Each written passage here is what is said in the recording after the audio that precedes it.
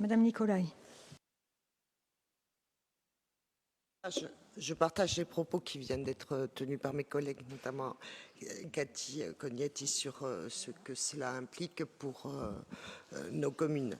Sans compter qu'il faut mettre la question de la TADE en perspective avec la situation globale des communes, souvent petites, puisque si 120 communes de Corse du Sud sont éligibles sur 124, c'est bien que nous avons un tissu communal composé de petites communes qui sont en deçà des seuils et qui ont besoin absolument de cette péréquation.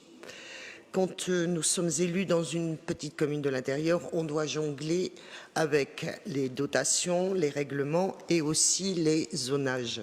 Et puisque vous évoquez une réunion avec le préfet et la DRFIP, j'en profite pour vous sensibiliser sur un sujet similaire qui est celui du nouveau zonage France Ruralité Revitalisation, FRR, dans le département de la Corse du Sud, en vigueur depuis le 1er juillet 2024, qui a pour but de soutenir les territoires ruraux fragiles via des avantages fiscaux plus ambitieux que ceux du périmètre ZRR.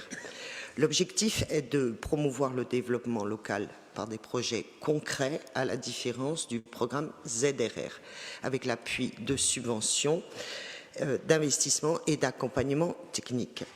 Il est illogique que bon nombre de communes ne figurent pas dans ce classement au niveau du département, qui compte 78 communes inscrites dans ce périmètre sur un total de 124. On est donc loin des 120 éligibles à la TADE. Dans la communauté des communes de l'Ornano-Tararo, il y a 9 communes rurales, en rien différentes des 19 autres, hormis les 4 communes du littoral, qui sont exclues du zonage et sont confrontées à des difficultés par rapport à des dossiers pourtant bien ficelés. Une de ces communes a eu les plus grandes difficultés pour engager les travaux de réfection intégrale de son réseau d'eau parce qu'elle n'est pas classée FRR. Un autre exemple, le maintien du pôle médical dans l'intérieur. Un médecin généraliste est sur le point de prendre sa retraite et les candidats potentiellement intéressés butent sur l'impossibilité pour eux d'accéder à des aides et autres avantages fiscaux, ce qui pose un gros problème et a des conséquences notables dans nos petites communes de l'intérieur. Une équité de traitement doit donc prévaloir sur le territoire. Si le zonage FRR est révisable plutôt, tous les 6 ans, un décret peut modifier son périmètre à tout moment. Le sénateur et les députés de Corse du Sud ont sensibilisé le ministre de tutelle et le précédent préfet.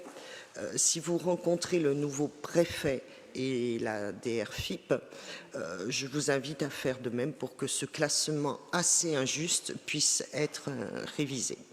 Le soutien de la collectivité est le bienvenu, bien sûr.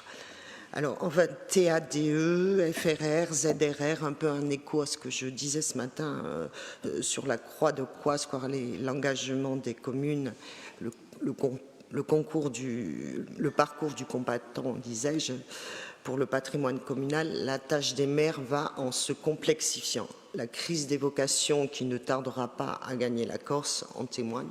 Je vous remercie.